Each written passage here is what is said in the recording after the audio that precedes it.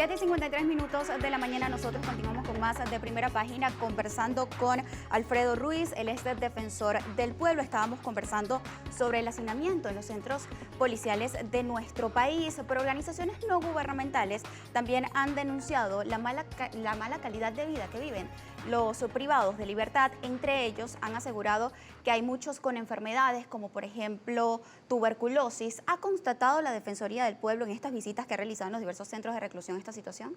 Sí, evidentemente hay una situación de hacinamiento en algunos centros de detención preventivo. No estamos hablando de las cárceles, de los retenes, de los que depende del Ministerio del Poder Popular para los servicios penitenciarios, que si bien tiene una población muy importante, la mayor población de privados de libertad están atendidos por este ministerio. Sin embargo, en las retenes policiales, es decir, en los centros de detención preventiva, en muchos centros, por ejemplo, también de militares de la Guardia Nacional Bolivariana, donde hay algunas personas privadas de libertad, estamos viendo una situación de hacinamiento y eso se complica por las enfermedades que tienen algunas de estas personas privadas de libertad. Hay personas que tienen escabiosis, hay personas que tienen, bueno, lo normal, vamos a decir, gripes, virosis, hay unas situaciones graves, cuando sobre todo se da una situación que en la cual esta persona tiene una enfermedad que puede ser contagiosa, alguna virosis y todo eso, es importante entonces la atención médica, que se hace difícil cuando no hay en este caso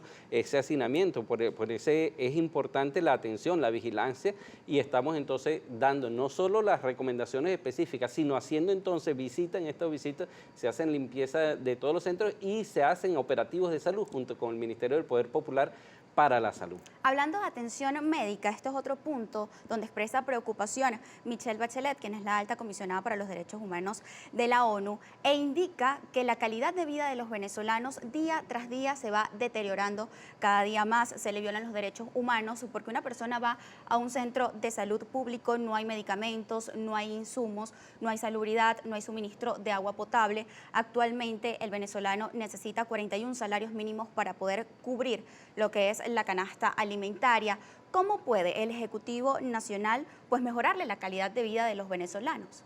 Sí, cada día vemos que no solo el Ejecutivo Nacional, sino cada venezolano y venezolana está trabajando por esa lucha de ampliar lo que es su calidad de vida. Acabo yo de visitar, por ejemplo, algunos predios campesinos donde hay una producción impresionante, un trabajo impresionante que están haciendo en materia de producción.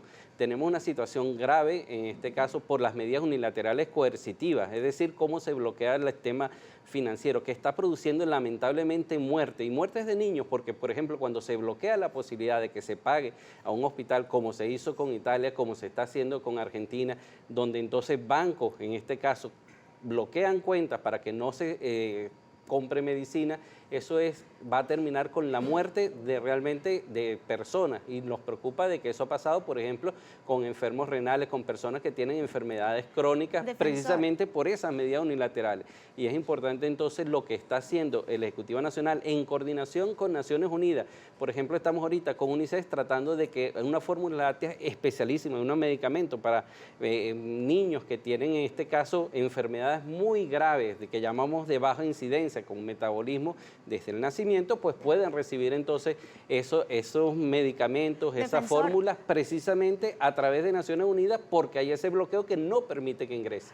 Pero en la Constitución el responsable de garantizarle el derecho a la alimentación y el derecho a la salud a todos los venezolanos es el Estado. Es decir, ¿se pueden investigar algunos funcionarios del Estado por no garantizarle la óptima calidad de salud y de alimentación?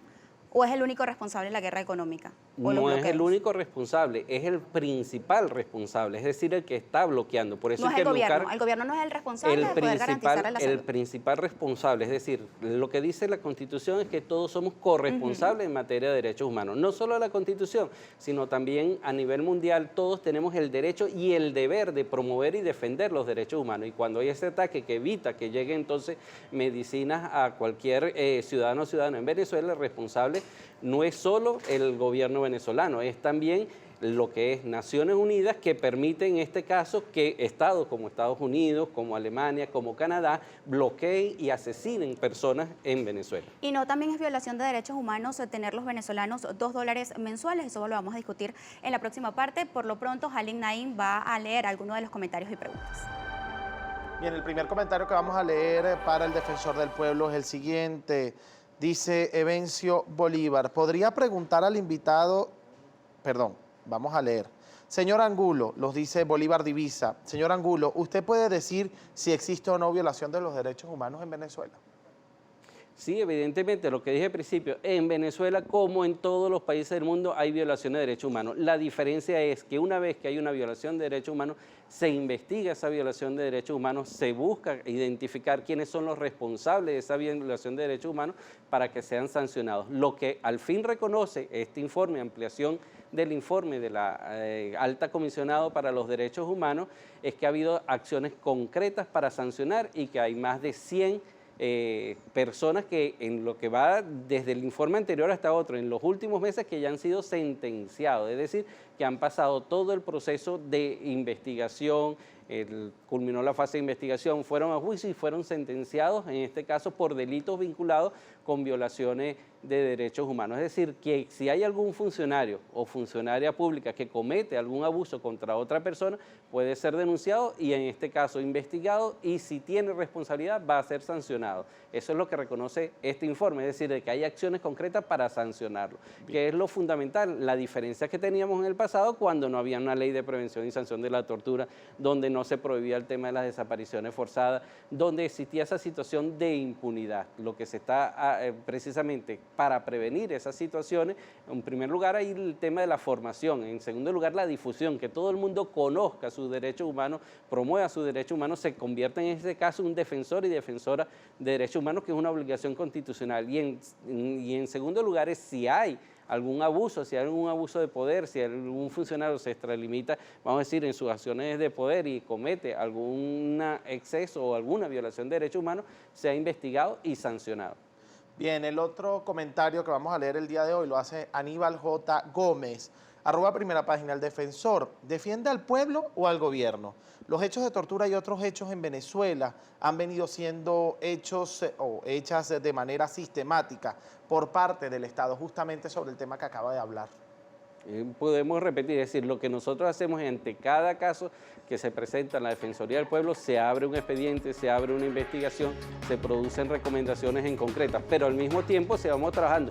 Si hay una situación que vemos, por ejemplo, hay una falta de formación porque no tenían en el pasado esa función de atender a las personas privadas de libertad, sino por poco tiempo se está acumulando la cantidad de personas que están en centros de detención preventiva, deben tener entonces una formación de cómo garantizar los derechos de las personas privadas de libertad en cada uno de esos sitios, y por eso la formación. Se han dado entonces más de 400 talleres, en este caso para todas las policías municipales, las policías estadales y también para la propia Fuerza Armada Nacional Bolivariana, que está participando en todas estas jornadas de formación en derechos humanos, en garantía de los derechos de las personas privadas de libertad, en cómo debe ser el uso progresivo y diferenciado de la fuerza cuando hay una alteración del orden público, cuando hay un ataque, decir, bueno, cómo debe ser la respuesta para defenderse, que debe ser precisamente eso, usando la fuerza pero de manera progresiva y proporcional.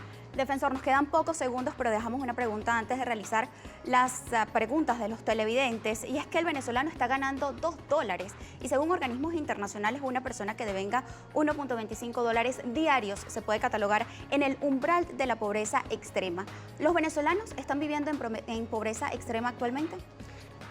Hay una diferenciación, es decir, no se puede hacer una generalización, y era lo que ustedes presentaban. Hay personas que están, y lo puedes ver día a día, es decir, lo que hay es una diferencia que realmente hay que evitar y promover lo que es la productividad. Hay un tremendo, vamos a decir, bloqueo financiero, no entran los alimentos. Vemos la actuación que tuvo el año pasado, por ejemplo, el gobierno de Colombia de incautar alimentos que venían hacia Venezuela.